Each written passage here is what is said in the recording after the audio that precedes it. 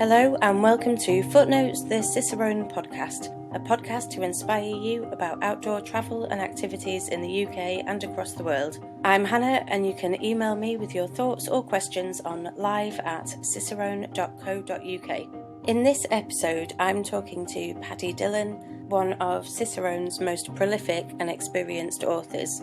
As you'll be able to tell, Paddy is an extraordinarily knowledgeable and chatty author, and this episode is the highlights of our live event with Paddy, where we discussed his favourite winter sunshine destinations. If you'd like to watch the full episode, you can catch up on Facebook or YouTube or on our website, cicerone.co.uk. Also on our website are full details of all the books we mentioned tonight, as well as articles written by Paddy and other experts, all about walking, trekking and cycling around the world. I hope you enjoy listening to this podcast.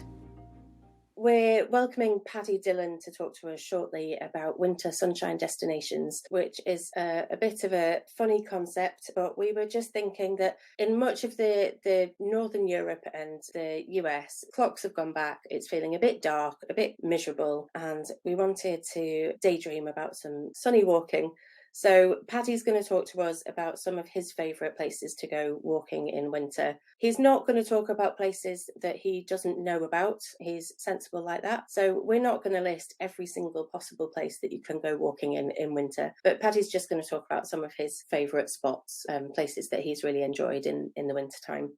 Welcome, Paddy. Hello, Hannah. Hello, everybody. Hi, Paddy. So, winter sunshine. What sort of things do you look for in a winter sunshine holiday? Well, I think the first thing you've got to try and figure out is which places have dependable weather. You can't get guaranteed summer weather, sunny weather. It just doesn't happen like that. Nobody can guarantee anything with the weather these days. But if you look for dependable weather, there are places, and there are places that a lot of people know about, where the weather is fairly dependable, not only year-round, but including the winter as well. And, maybe one of the premier sunshine destinations would be the Canary Islands. People tend to go there in the summer, I know, but the winter time is fairly busy. People have cottoned on to the fact that, the weather is pretty good there. They get plenty of sunshine hours. And even when there's rain or a big storm rolls in, it's fairly limited extent. The sunny days will return fairly quickly. With that particular island group, you've got any type of walking from sea level to the most tremendously high mountains, and it's all approachable pretty much for the whole winter. There are provisos there. I mean, El Teide on Tenerife is so magnificently high, 3,700 metres, that any snow at all in winter is going to hit those slopes. But the rest of the island will never get snow on it. No matter how hard it snows on the top, it will never go down to sea level, not remotely anywhere near it.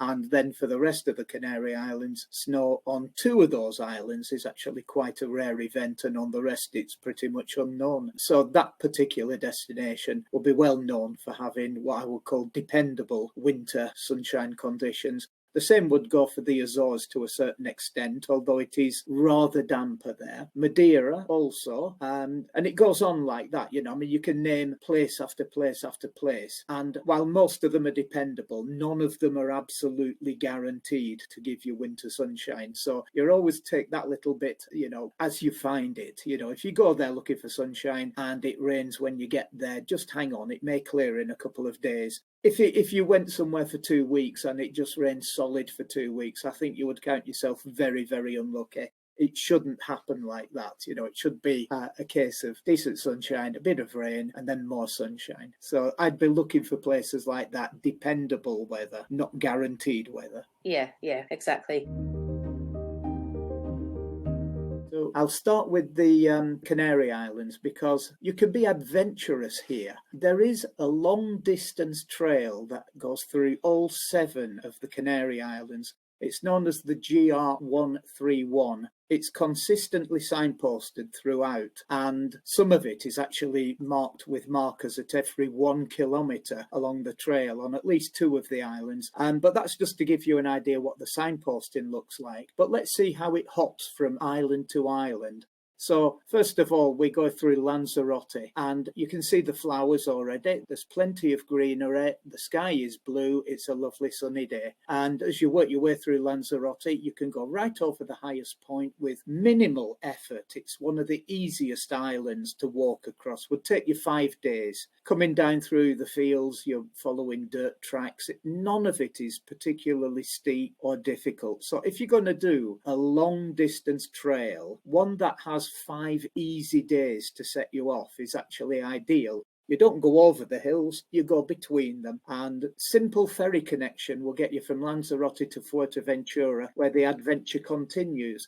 Now, of course, it's a bigger island. It goes to a higher altitude. The hills tend to be a bit more severe, but by and large, you're following dirt tracks and little paths that have been constructed, taking you through wonderful little villages, past fantastic heritage features such as our little windmill here, and over the hills. And this is it in the depths of winter, this sort of warm, sort of mellow landscape. And when the sun, beats down and it's not very windy, it's actually really quite warm. You're almost passing through desert landscape.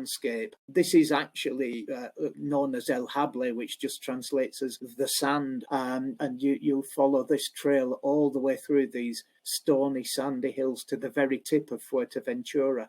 A quick hop will get you across to Gran Canaria, where the adventure continues yet again, straight up into the mountains. The trail is not as yet marked as the GR131, but it's always been assumed that it's going to take this route through the mountains, following ancient routes that were built, 400 or 500 years ago to get people from one side of the island to the other. And again, this is coming up to about the height of Ben Nevis, 1,200, 400 metres, and it's still wonderfully sunny. When the cloud does come, it tends to build up in the afternoon, and then in the morning it's all gone again. And even on the highest parts of Gran Canaria, I think it only snows on average once every 20 years. So, fairly dependable weather there.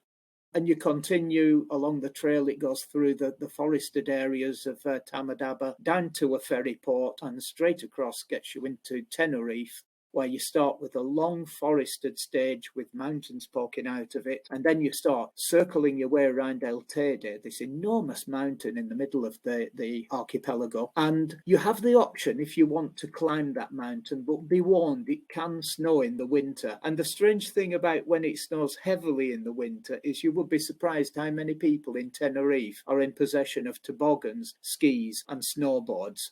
You wouldn't imagine they would have those things, but they do, and they know when it snows they can have fun. But by and large, it's a very dry, barren, rocky landscape, and you're travelling at about 2,000 metres in altitude through Tenerife, and then a long, long descent on a trail that's always obvious and well signposted, and a hop from Tenerife there in the background onto La Gomera, and now you're walking by numbers. We're already at kilometre number 3. This is one of the islands that marks the trail with these stout kilometre markers. Going through La Gomera, you're probably going to hit some cloud at some time. The island is notable for having a cap of cloud on top. It actually has one of the best cloud forests in the entire world, and you don't have a cloud forest without a cloud. And apart from that, expect it even in the winter to be lovely and sunny and mild. Hop will get you to the island of La Palma, which of course is in the news these days with the volcano that's popped up on this particular range, the Cumbre Vieja. The trail itself goes up over the top of the Cumbre. Now the volcano at this point is off to the left and a long way downhill.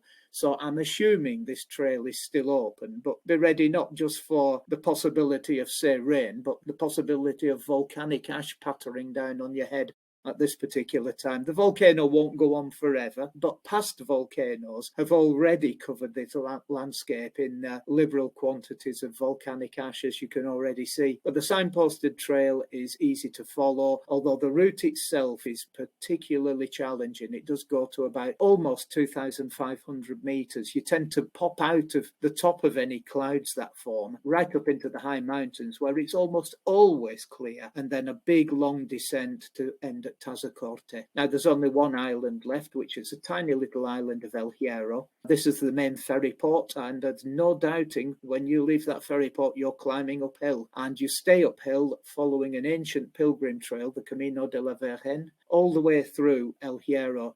These flowers are bursting out of the ground at the beginning of February. So this is the sort of conditions you would expect in winter on that trail, just abundant flowers everywhere. And then as you end up going down towards the end of the GR131, it would take you about 31 to 32 days to get to the end of the trail here, having started in Lanzarote. So that's what it's like doing a month-long, long-distance trail in the depths of winter through all 7 of the Canary Islands. Now, you could try the same thing over in the Azores. There are 9 islands, and if I race through them, you've got San Miguel and these enormous lakes that sit in huge volcanic craters.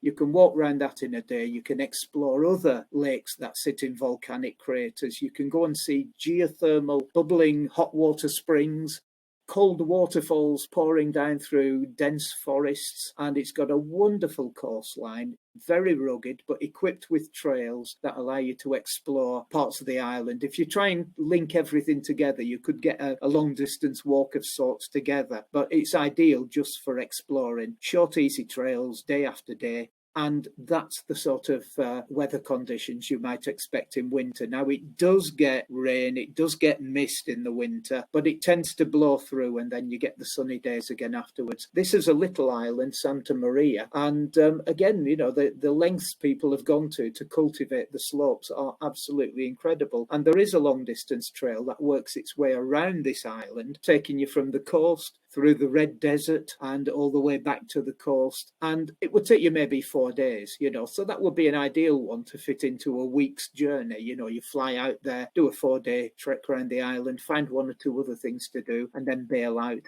If you wanted to go hopping from island to island, the next one in line is Terceira, and it's a large island, but it's only equipped with about half a dozen short walks that are signposted. So this is the sort of scenery you might expect if you went from one walk to the other around the island. Again, lovely weather conditions if you pick your day. If it rains, there are plenty of heritage features indoors to explore. And then once it's sunny, make a plan to get out and do one of these walks, because the scenery and the colour and the greenness of the Azores is absolutely absorbing. This is what it looks like from the air. Lots of little fields. This is coming into the island of Graciosa, where you might expect to spend maybe 4 or 5 days exploring their trails. They've got one that takes about 3 days to get round the island. Wonderful flowers in the depths of winter. And because of that constant fact that you get rain showers coming through, it's always green, so wonderful lush sort of scenery, but the scenery around the edge of the island is absolutely spectacularly rugged.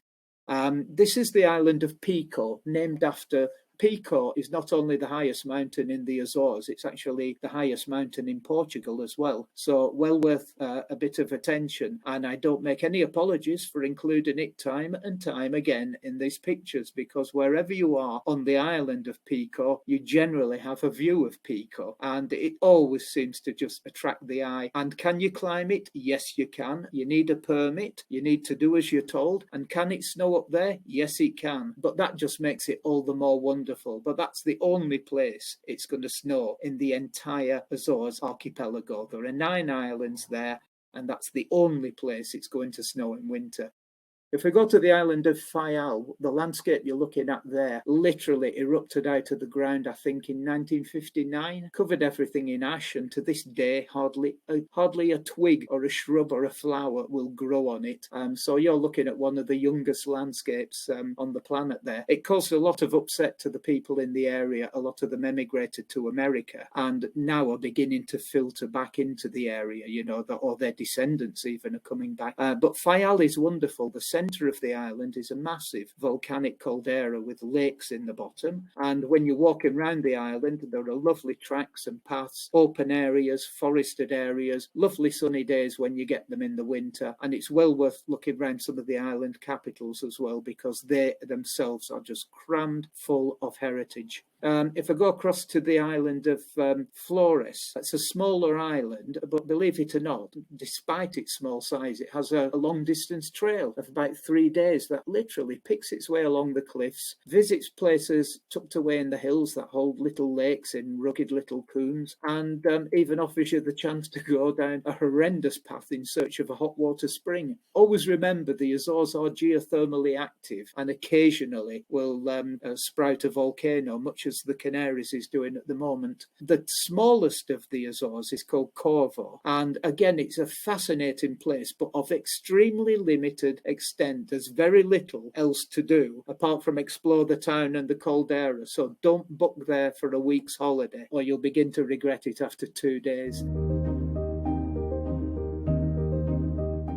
That's the Atlantic islands. The odd one out is Madeira and Porto Santo, 2 little islands just about within view of each other. It's well worth the effort to go to Madeira in winter because, again, they do get the sunshine. This is Funchal, deliberately built on the sunniest part of the island and now climbing well up to about 1,000 metres above sea level. It's crazy the way that place goes. The scenery, the coastal scenery is stunning. The hills you can climb are really quite rugged, but of course it's famous for those levadas, those little horizontal channels cut across the mountains where you have a little path alongside to follow. Those levadas will take you to the most amazing little places. They link villages, they link farms, they go from one rugged mountainside to another. But if you go into the mountains, beware, because it's one of those islands where it's lovely and sunny in the morning and then the clouds roll in the afternoon. But again, this is the scene in the highest mountains in the depths of winter. Snow is extremely rare in Madeira, and warm sunny days are actually quite plentiful. A neighbouring island to Madeira is Porto Santo, and this is January in Porto Santo with all the clover out. And if you want to know where the best beach is in the entire Atlantic Ocean, it's probably this one on Porto Santo. It's 7 miles long and is absolutely stunning, but not visited by huge crowds. You know, there are no large resorts in the area, so that's the sort of scene you would expect there in the depths of winter. If we move into the Mediterranean, it's quite interesting. Malta is so far south, it's almost in Africa. Look at it on a map, look at the Mediterranean, find tiny little Malta, and it's actually a very long way south. It's more or less off the coast of Africa rather than part of Europe. The scenery around the edge is absolutely stunning. It's almost always cliffs, and rugged cliffs at that. There are wonderful bays to explore. There are heritage features such as defensive towers and castles, things like that. Lovely little beaches as well, and all very, very easy to get around. So you will always be able to catch a bus everywhere in Malta, Gozo, but not Camino, because that island is just a rock. So you get 3 islands for the price of 1 in a simple visit.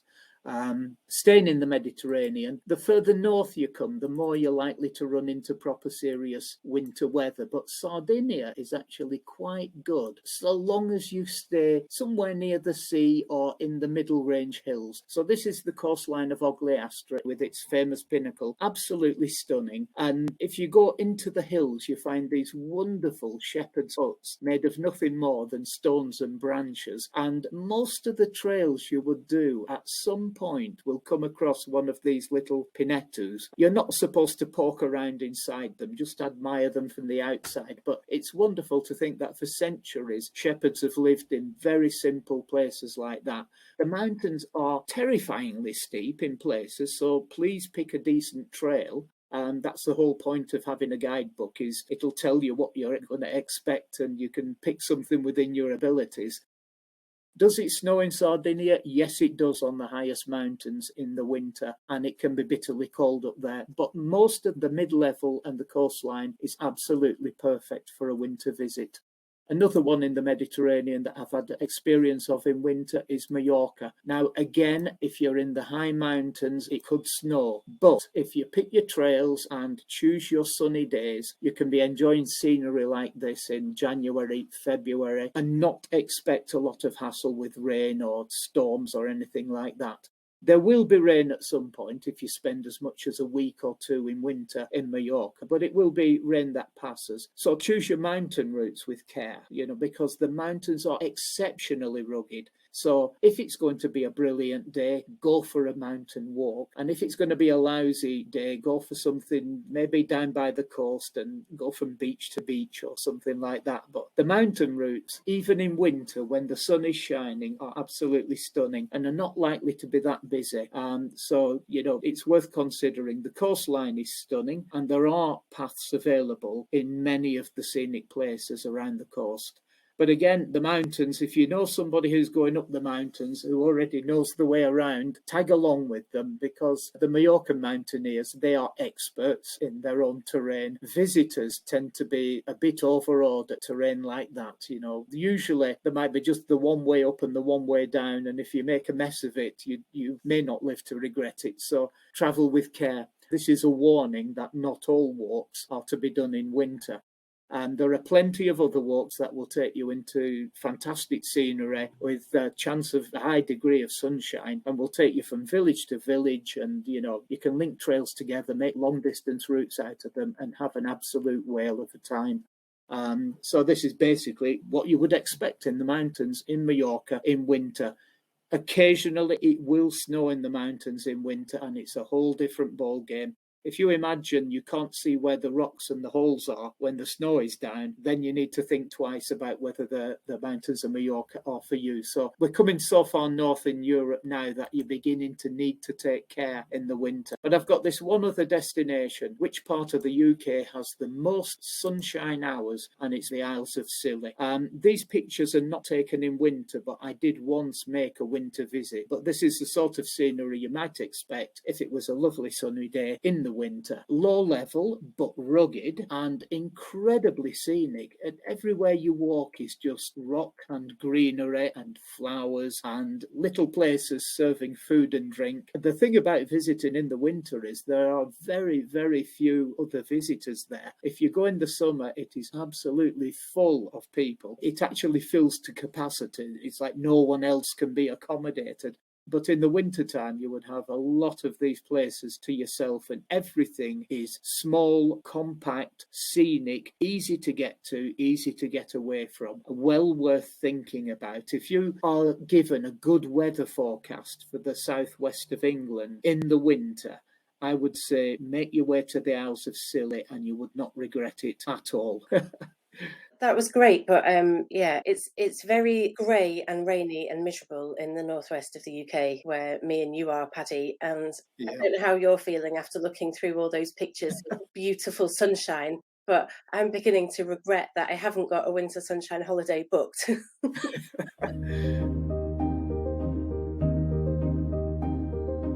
What is it about islands with you? There's a serious theme to lots of your recommendations, and they are often islands. Why are they your favourite places? I've been to some places in the middle of winter. Let me think of one just offhand. I've been to Nice in the middle of winter, south of France, and it's like being in the tropics. The sun is beating down. There's hardly anyone there. No one on the beaches, but the sun is beating down. But you try to walk northwards from Nice, and you'll get about a day and a half, and then it's alpine terrain with snow and ice on it.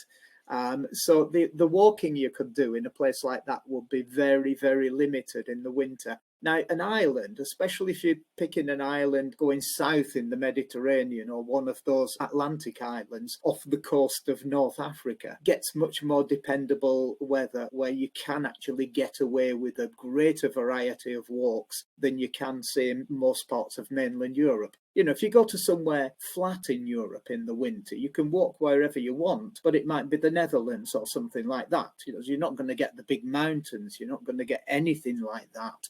It will be physically possible to walk, but it won't be as scenically wonderful as a lot of other places.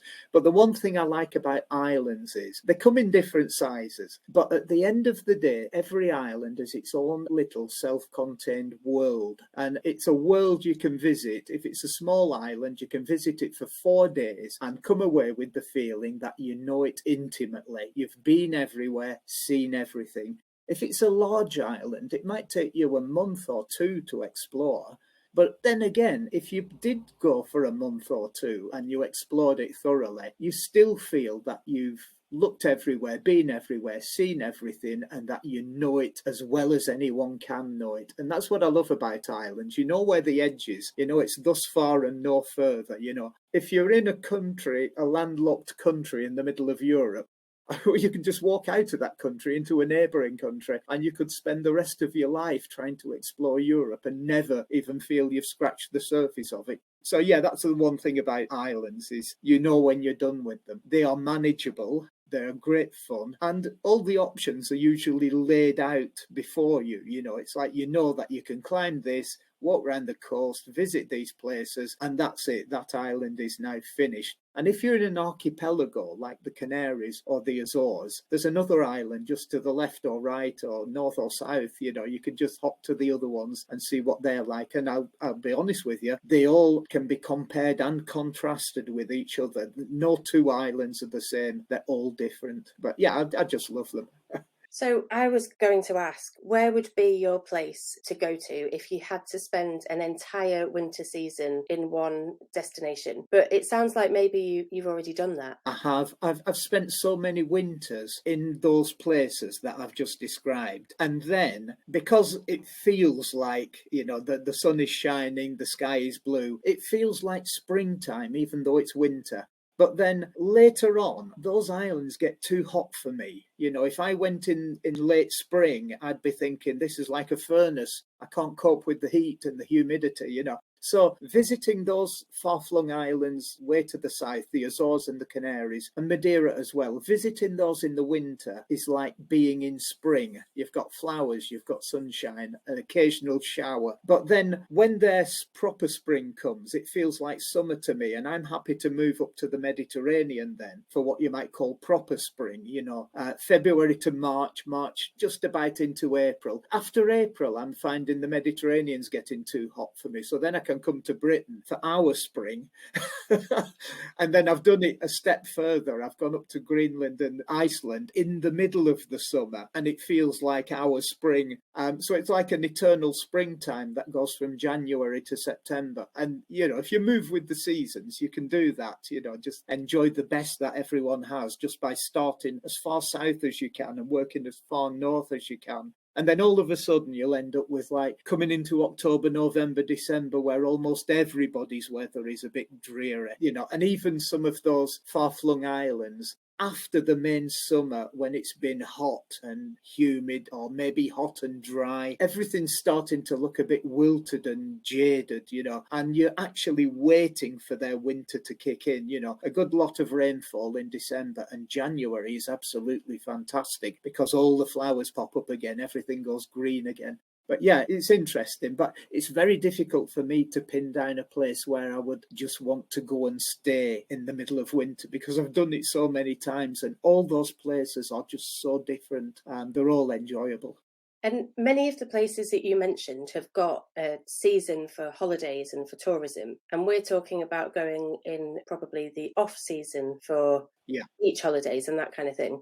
So, I mean, there's probably a benefit there. The flights are probably cheaper and that type of stuff. But what about the facilities? Are there still places to stay? Or are you having to camp when you go to these places? Well, you can do almost anything you want. When I first went to places like the Canaries, it was almost always the case that you went as part of a package deal. You know, your flight, your accommodation, your food, your hotel was selected for you. But I made it my business to just go from little town to little town, village to village, especially the ones in the mountains, and find out, is there anywhere that you can just turn up on the doorstep, knock on the door and stay there? And I was delighted to find that there were tiny little hotels with maybe 4 rooms. There were little hostels, which are like an even more basic hotel with just, you know, a bed, a pillow, and the chance of getting a cup of coffee and, you know, a toasty sandwich or something for breakfast.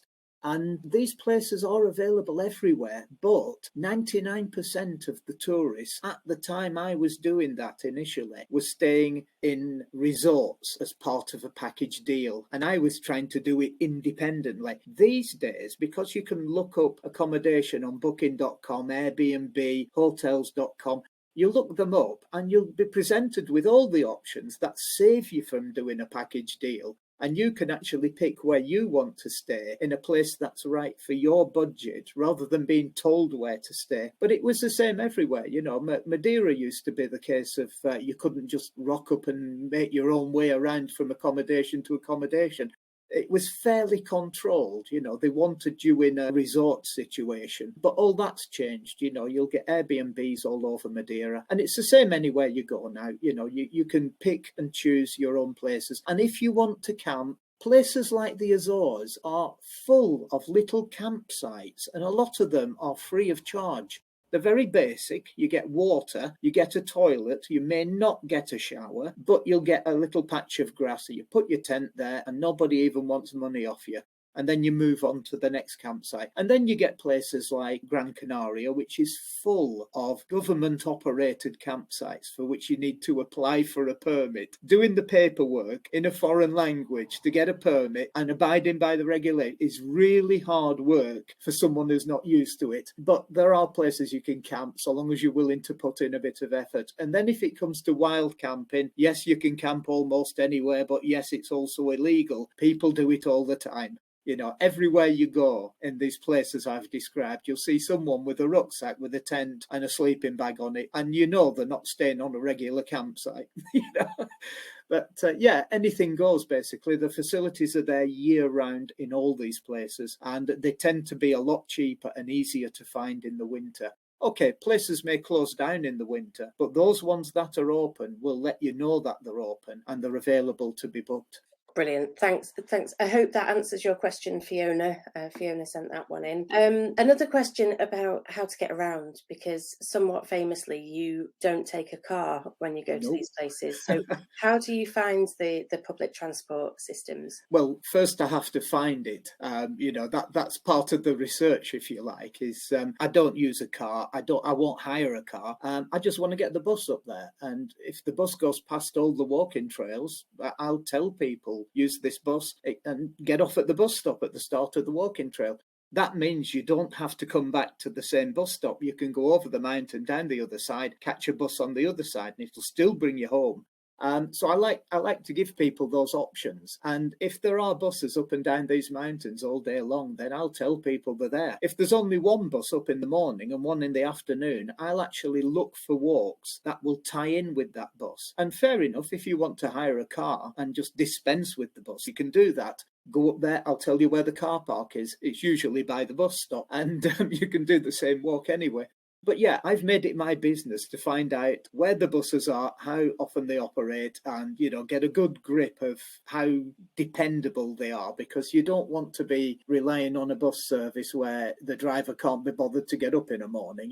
These are all proper regulated buses, and they don't mind tourists jumping on board, pay a few euros, and you're part of the crowd, But it's great that, because you're traveling with local people. And I always find that fascinating, because if you're in a car, you're just sealed off from everybody around you. If you're on a bus and people are getting on and off, and they generally know each other, and if you can follow even a fraction of what they're talking about, it makes that destination so much more interesting. So yeah, I love the buses, and I think every one of those places I've written about has a bus service. The Isles of Scilly doesn't, but you don't need one because they are so tiny. But all the other islands basically have some sort of service, and it's because of the details I've given in the guidebooks, it's easy to find out where the timetables are. Yeah.